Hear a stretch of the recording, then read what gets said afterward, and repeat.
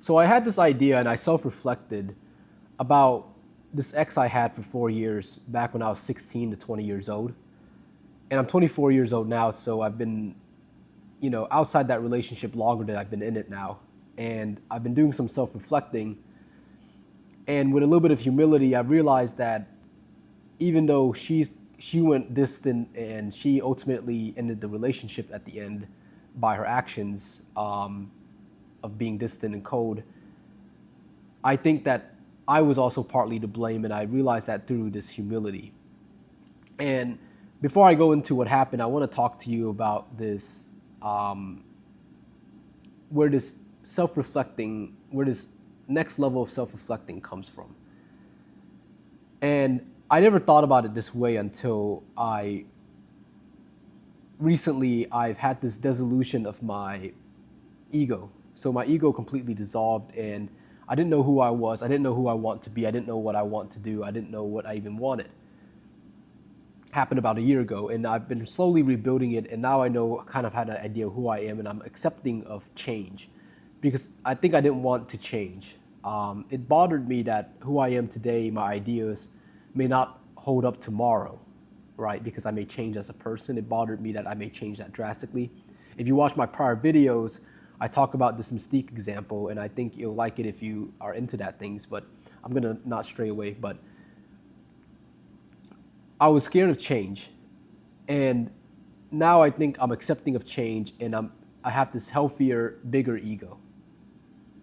And what that allows me to do is reflect with a little bit more humility, because I know exactly who I am, what I am, who I was, who I am going to be.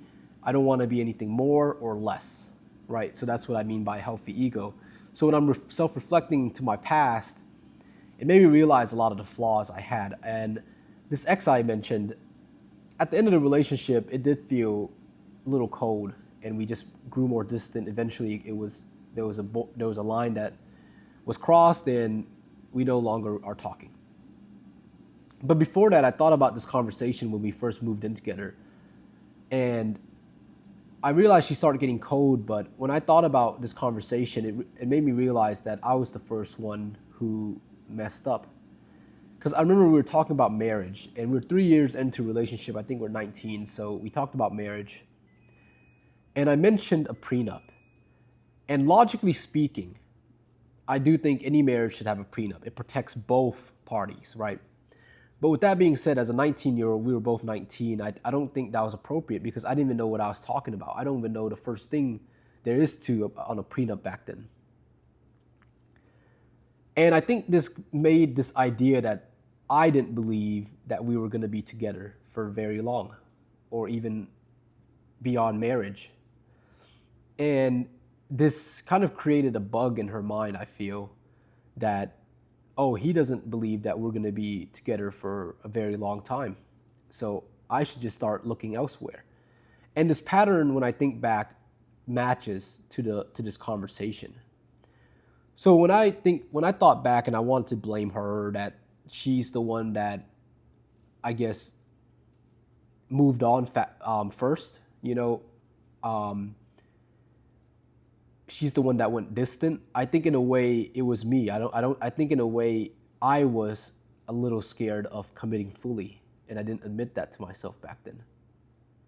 And even saying it now, it's kind of hard because maybe if I committed more fully and I didn't even think about a prenup, and that I thought that we'd just be together and an alternative didn't even exist in my mind, like how certain mindsets I have today, maybe it would have worked out. Maybe I would never have created this bug of doubt in her mind.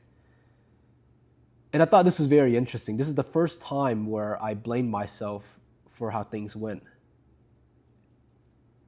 It's very interesting, I think. And I think it comes from having this healthier sense of an ego. Being able to reflect with some humility, with some empathy, because I think we often think about the results, what happened. Oh, you got hurt. You broke up, you got hurt. But that's just what you remember and what you choose to remember. But when I think critically and when I think back, it's kind of like I did it. I caused it. And maybe I didn't. Maybe it was something else. Maybe this was just a small speck in the things that caused this relationship to end. But I can't help but think maybe it was my fault. And maybe consciously, she didn't even know it was my fault, but subconsciously, she felt it. And if I could do anything, I would apologize to the both of us 5 years ago, because I think we lived together, but we were really just teenagers still that acted like adults, I feel. But yeah, I mean, I just wanted to share this today. I didn't really share about much about my past, but that relationship 4 years ago did change me a lot. It made it harder to get into new relationships just because of how long we were together and how different a new relationship felt. But I think I've moved on, and I've moved on totally because I'm able to realize where I messed up. And I think that's when you know you moved on. But thank you guys again. Hopefully, you guys were able to learn something. I think the main takeaway here is if you have this healthy sense of ego, know exactly who you are. You aren't trying to be more or less. And you can even see yourself higher than what you are or what you think you are right now. You can even picture yourself higher. I think that's the main takeaway. And with that comes this retro back effect of humility and being able to self-reflect with a clearer eyes and see what really happened. And when I self-reflect now and I see what really happens, I realize where I have growing to do. And I think that's what we can do. We all have growing to do. If I was perfect in a relationship, it would have still been around if I was perfect, right? But I wasn't. So I think that's the main thing here. But stay tuned, guys. We're posting a video a day, 365 days for the next year. This is probably like video 60 and some change. Thank you.